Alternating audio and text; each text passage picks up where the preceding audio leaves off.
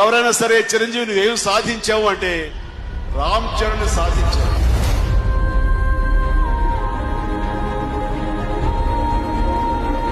చిరంజీవి గారు ఎందుకు పెట్టారో తెలీదు. రామ్ చరణ్ తేజ్ అని ఆంజనేయ స్వామి పేరు పెట్టారంటే చరణ్ కి ఎగ్జాక్ట్ గా ఆంజనేయ స్వామి తన బలం ఏంటో దానికి తెలీదు.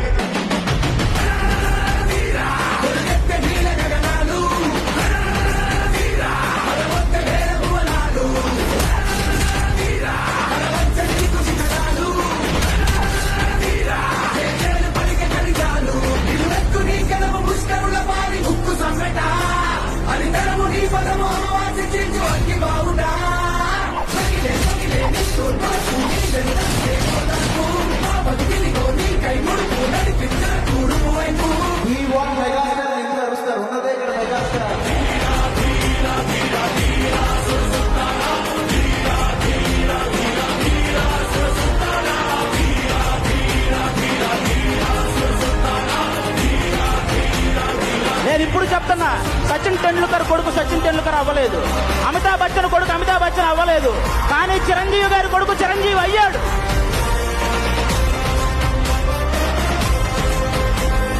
వారినా మధ్య రఫాడించావు కదరా.